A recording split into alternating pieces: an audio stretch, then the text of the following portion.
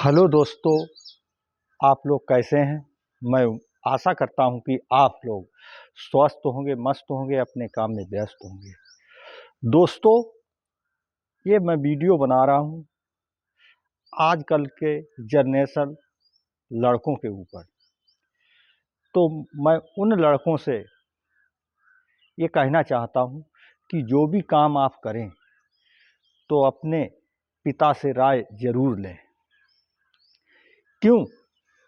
उनका उम्र भी ज़्यादा है, अनुभव भी ज़्यादा है और उन्हें जो समाज की जानकारी और हर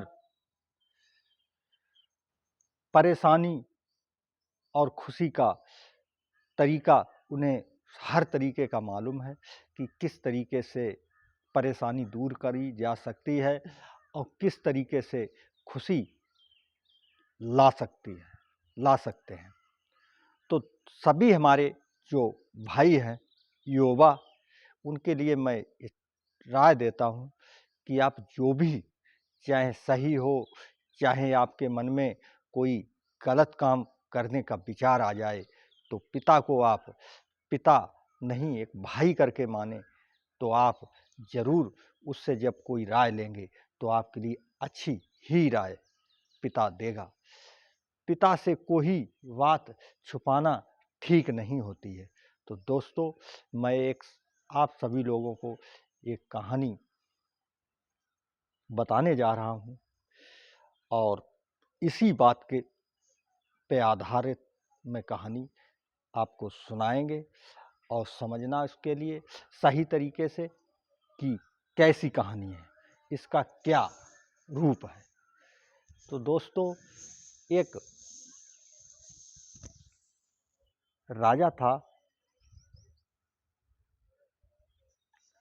दोस्तों, एक राजा था, उसका एक अकेला लड़का था। बहुत पैसा था उस राजा के पास, और तो उस लड़के के संगत की वजह से, तो दोस्तों अब संगत की बात आ गई तो आगे बात को जब बढ़ाएंगे।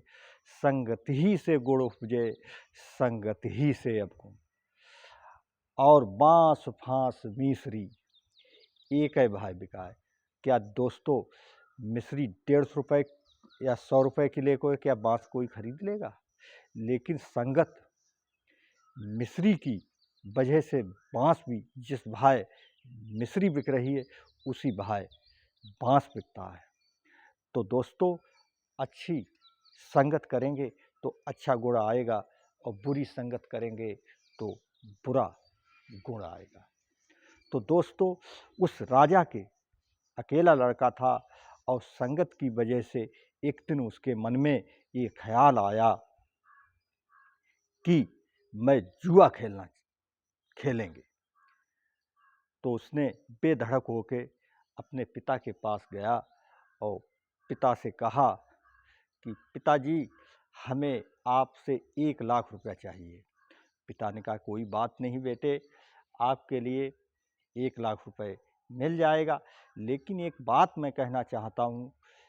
उस पिता ने कहा अपने लड़के से कि आप 1 लाख रुपए का करेंगे क्या?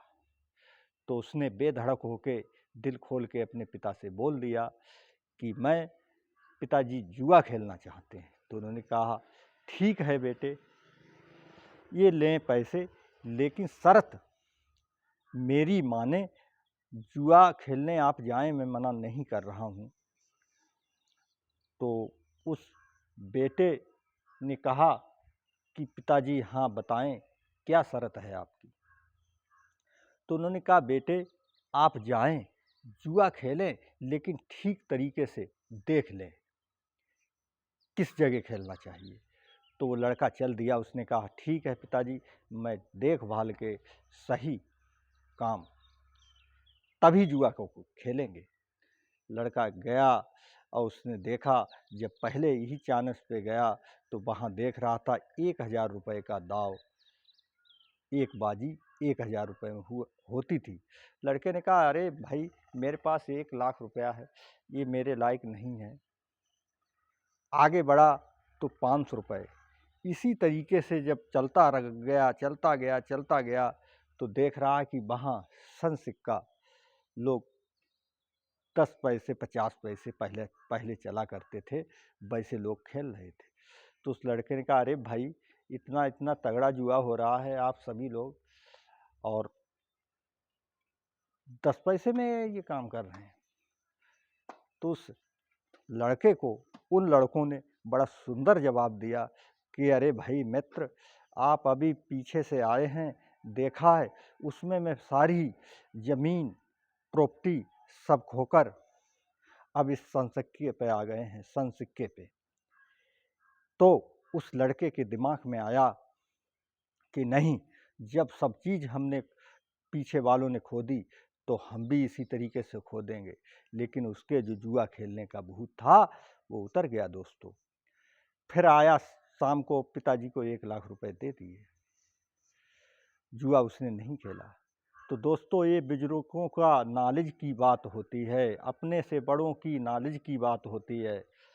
फिर 2-4 दिन बीते, उस लड़के के और लड़कों के भड़काने के चक्कर में उसके मन में एक ख्याल आया कि मैं वैश्या, जिसको रंडी बोलते हैं, उसके यहाँ जाने के लिए, आपको इशारा में समझाते हैं, वीडियो को मैं खुल के तो नहीं कह सकता हूँ दोस्तों।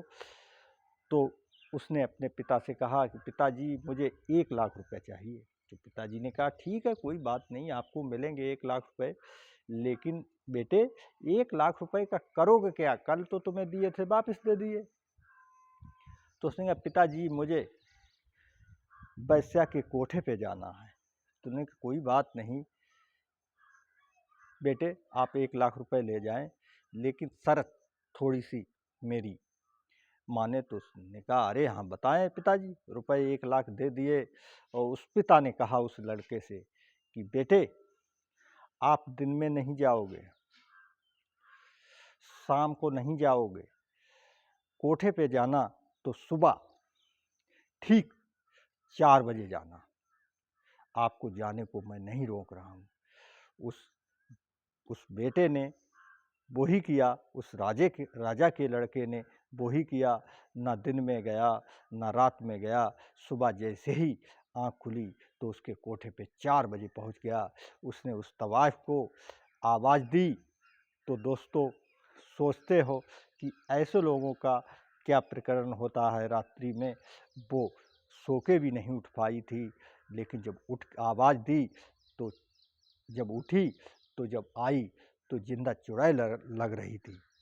उस लड़के के जब सामने आई तो उसने कहा, अरे मेरी नज़र और मेरी सोच ही गलत थी, ये तो जिंदा चुड़ैल है। उसका बिल्कुल भूत उतर गया कोठे पे जाने का। तो दोस्तों, ये अपने से बड़ों का, बुजुर्गों का ये अनुभव होता है। अपने से बड़ों का ये अनुभव होता है। तो दोस्तों, इस कहानी से मैं आप सभी लोगों को ये समझाना चाहता हूँ, अपने युवा भाइयों के लिए और लड़कों के लिए, कि आप कोई भी काम करें तो अपने पिता से राय ज़रूर लें। वो समाज के बारे में जानता है, इंसान के बारे में जानता है, हर कर्म के बारे में जानता है, आपको सही राय देगा। और पिता दोस्तों, लाख कुछ भी हो, लेकिन अपने पुत्र के लिए किसी आग में ढकेलने का काम नहीं करता है, चाहे अच्छा हो पुत्र, चाहे बुरा हो। तो सभी लोगों से हाथ जोड़ के मेरी विनती है कि आप लोग अपने पिता से राय ज़रूर लें, अपने बुजुर्गों से राय ज़रूर लें। जो भी काम करें, अच्छा हो या बुरा, आपको दलदल में झोंकने का काम अपने से बड़े और पिता कभी नहीं कर सकता है। तो आप लोगों को, सभी लोगों को ये कहानी और ये बात अच्छी लगी हो तो आप लाइक और शेयर ज़रूर करें। और जय भवानी, जय राजपूत। और हमारे पेज के लिए फॉलो कर लें। तुम्हारा भाई उत्पाद सिंह, ग्राम भिटारा। जय भवानी, जय राजपूत।